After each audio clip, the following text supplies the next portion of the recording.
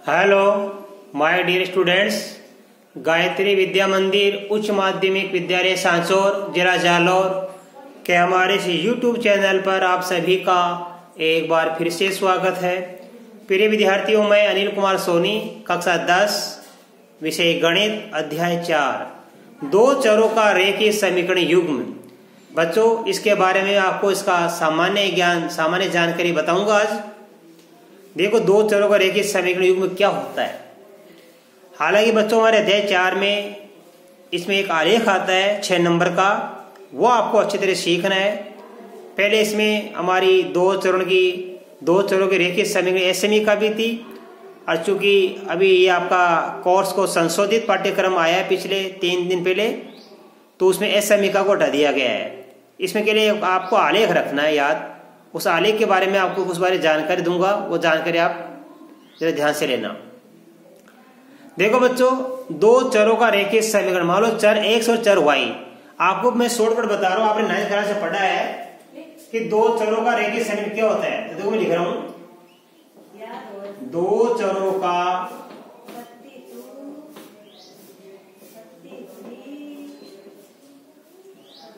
रेखीय समीकरण का व्यापक रूप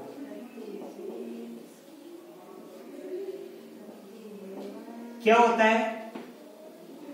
ax plus by plus c बराबर 0। दो चर कौन से हमारे पास? ये x और y है, जबकि a b c क्या हमारी वास्तविक संख्याएं हैं।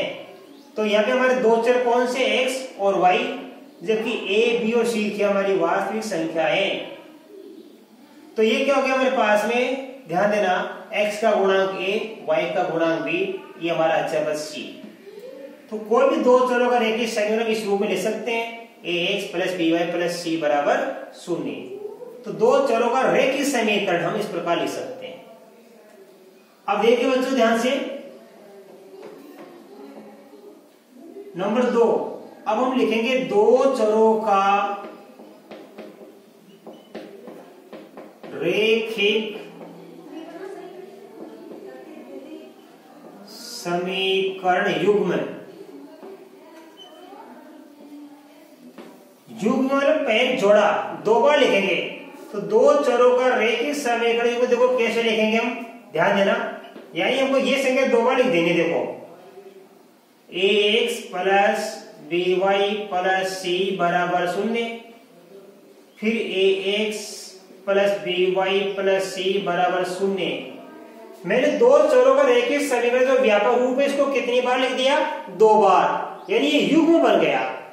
अब यहाँ पे ये मान अलग हो जाएंगे। देखो, मान लो यहाँ लिख दिया मैंने एक ही जगह a1, यहाँ a2, ये b1 b2 c1 c2।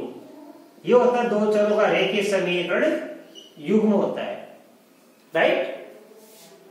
तो दो चरों का रेखीय समीकरण युग्म का ये होता है व्यापक रूप, a1x plus b1y plus c1 बराबर 0, a2x plus b2y plus c2 बराबर 0।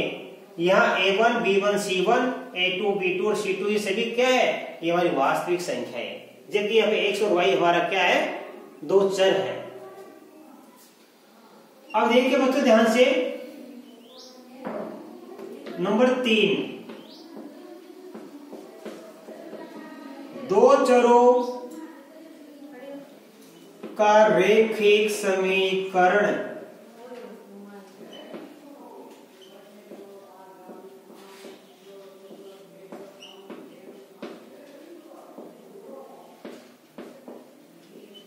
हल करने की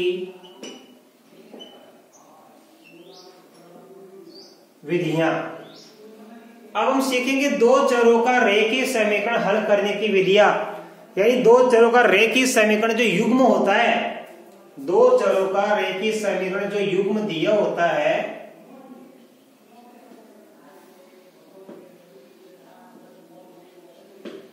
उसको हल करने की कितनी विधियां होती है, वो विधियां हम आज आपको बताएंगे। तो देखिए, दो चरों का रेखीय समीकरण युग्म हल करने की विधियां कितनी होती है मैं आपको बता रहा हूं। ये सामान्यतः कितनी विधि होती है? दो विधि होती है।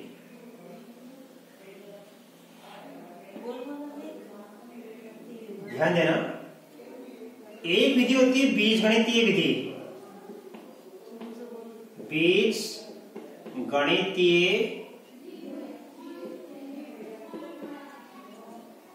विधि होती है, और इसकी दूसरी विधि होती है आलेखीय विधि।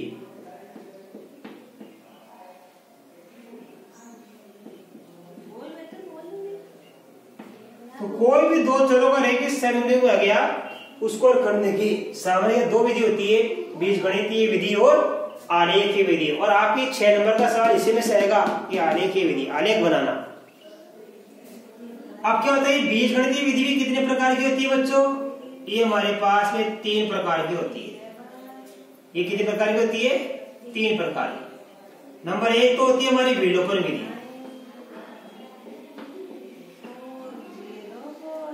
विलोपन विधि। नंबर 2 क्या होती है हमारी? प्रतिस्थापन विधि, प्रतिस्थापन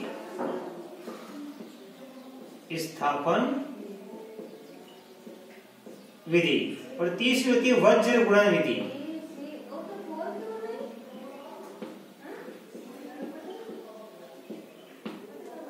तो आपको हम सभी विधि सीखेंगे एक बार, ये सभी विधि एक बार सीखेंगे, लेकिन हमारा मुख्य फोकस इस पर रहेगा, आलेखीय विधि पर रहेगा। इसकी आपको अच्छी तैयारी करनी है। आलेखीय विधि यानी आलेख 6 नंबर का आता है। ठीक है बच्चों, तो आप ध्यान देना। अब थोड़े स्क्रीनशॉट ले लो आप, मैं अगला पॉइंट लिखा दूं आपको।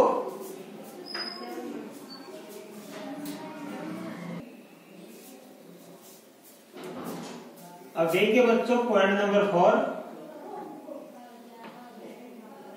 हमारा दो चरों का रेखीय समीकरण युग्म होता है।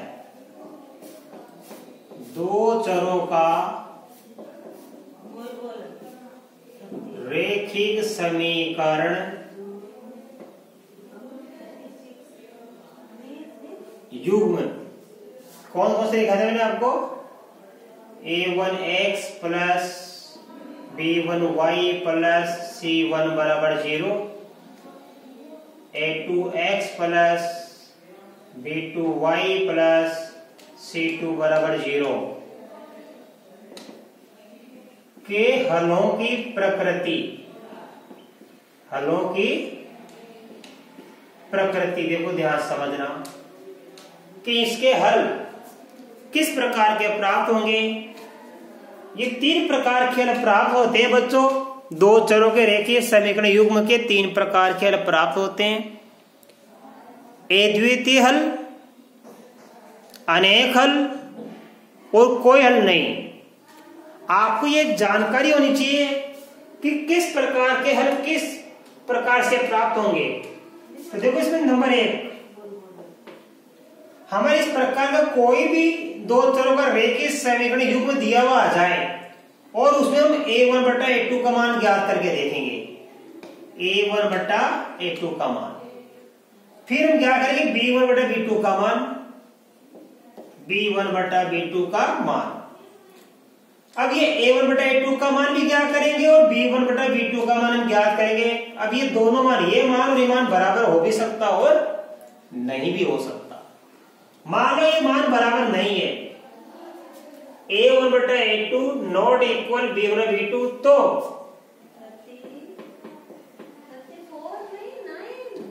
समीकरण युग्म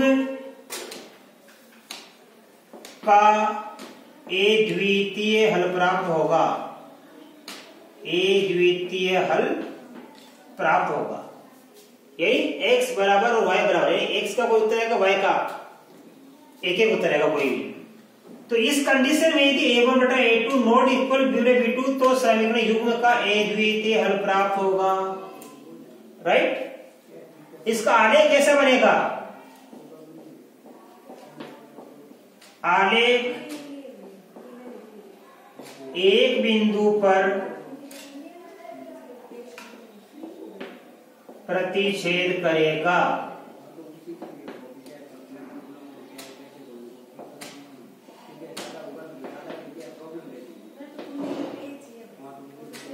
आलेख एक बिंदु पर प्रतिच्छेद करेगा, मतलब किस प्रकार का आलेख बनेगा? इस प्रकार का आलेख बनेगा, ऐसे घोड़ा का चिन्ह। ये दोनों आलेख किसी एक बिंदु पर प्रतिच्छेद करेंगे। और समीकरण युग्म कैसा होगा, संगत या असंगत। संगत का मतलब क्या होता है कि कोई भी हमारे दो चरों का रेखिक समीकरण युग्म है, उसका कम से कम एक हल तो होना ही चाहिए। और यह क्या है, अद्वितीय हल, यानी एक ही हल प्राप्त होगा। तो आलेख कैसा प्राप्त होगा, यहाँ पे आलेख इसका एक बिंदु पर प्रतिच्छेद करने वाला बनेगा। इस कंडीशन में इस प्रकार का गुणा का चिन्ह बन जाएगा। तथा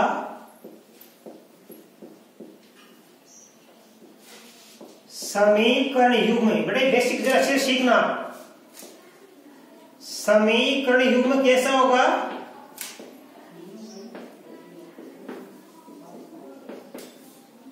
संगत होगा। राइट, देखो नंबर 2, अब क्या होता है, फिर वापस ही मान क्या करेंगे, a1/a2 का मान और किसका मान क्या करेंगे, b1/b2 का मान क्या करेंगे। अब मान लो दोनों बराबर आ गए। जब ये a1/a2 और b1/b2 का दोनों का मान बराबर नहीं आए, तो फिर हमें c वाला ज्ञात करने की आवश्यकता नहीं है। c1/c2 का मान कब ज्ञात करना पड़ता है, जब a1/a2 और b1/b2 का मान बराबर हो। तो यहाँ a1/a2 और b1/b2 दोनों इक्वल है, तो अब आगे हम किसका मान ज्ञात करेंगे, c1/c2 का मान ज्ञात करेंगे। हो सकता है ये मान भी इसके बराबर आ जाए इन दोनों के, और बराबर नहीं भी है। मान लो ये तीनों मान बराबर हो गए, a1/a2 बराबर b1/b2 बराबर c1/c2। जब तीनों ही मान बराबर आ गए, तो समीकरण युग्म के कैसे हल प्राप्त होंगे बच्चों, अनेक हल प्राप्त होंगे। कैसे हल प्राप्त होंगे, अनेक हल। और आलेख कैसा बनेगा, देखो बता रहा हूं मैं आपको इस कंडीशन में। आलेख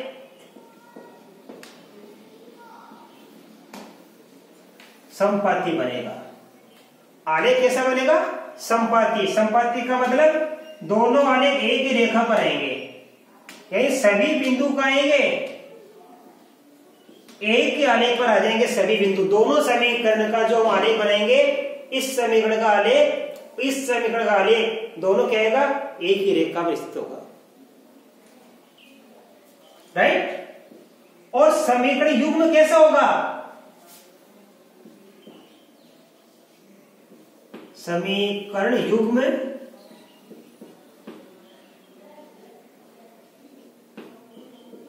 संगत होगा।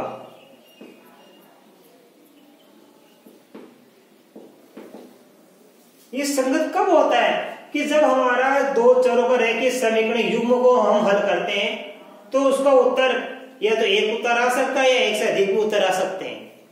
तो कम से कम एक उत्तर आना जरूरी है, एक हल आना जरूरी है। एक हल आए, एक से अधिक हल आए, तो समीकरण युग्म कैसा होगा, संगत तो होगा। इसकी तीसरी कंडीशन और होती है, ध्यान देना। हम वही बात पहले a1/a2 का मान ज्ञात करेंगे, फिर किसका मान ज्ञात करेंगे, b1/b2 का मान। मान लीजिए दोनों बराबर है, अब हम ज्ञात करेंगे c1/c2 का मान, और ये बराबर नहीं है। अर्थात a1/a2 b1/b2 के बराबर है, ये दोनों आपस में बराबर है, लेकिन c1/c2 इनके बराबर नहीं है। इस कंडीशन में क्या होता है, तो समीकरण युग्म का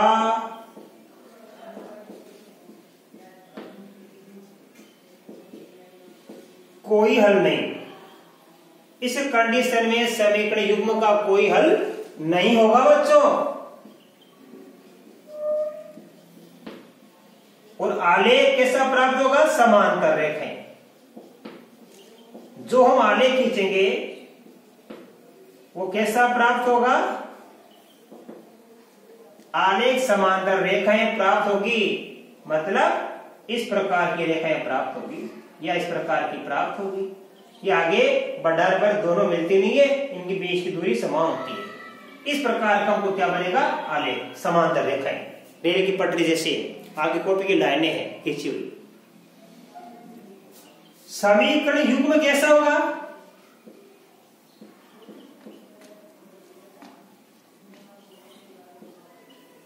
समीकरण युग्म इस कंडीशन में असंगत होगा,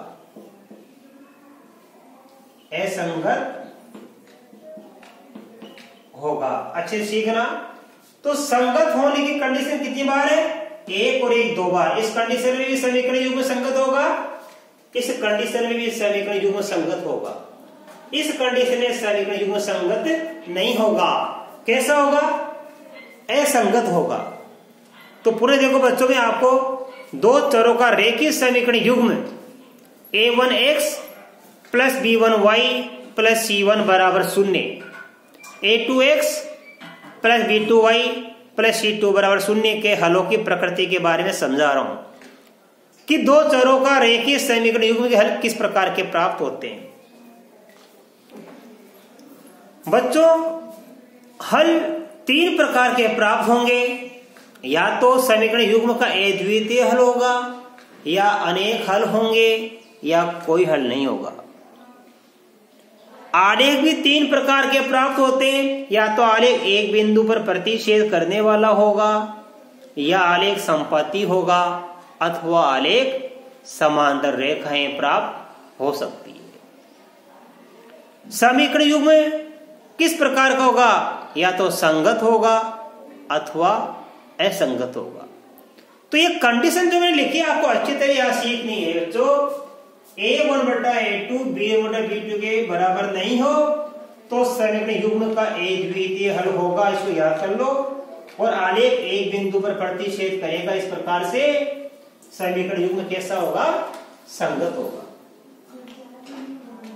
a1/a2 b1/b2 के बराबर हो, लेकिन c1/c2 के बराबर भी हो, यानी तीनों के मान बराबर हो, तो समीकरण युग्म के अनेक हल होंगे। जब तीनों बराबर है तो अनेक हल होंगे।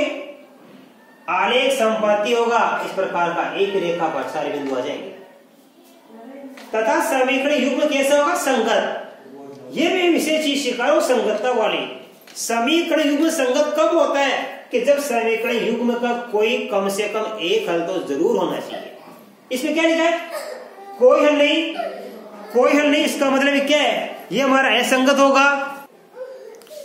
तो जब a1/a2 b1/b2 सॉल्यूशन तीनों बराबर हो तो समीकरण युग्म के अनेक हल होंगे, आलेख संपाती होगा और समीकरण युग्म संगत होगा। जब a1/a2 b1/b2 के बराबर है लेकिन c1/c2 के बराबर नहीं हो तो समीकरण युग्म का कोई भी हल नहीं होगा और आलेख समांतर रेखाएं हमको प्राप्त होगी। समीकरण युग्म कैसा प्राप्त होगा, असंगत।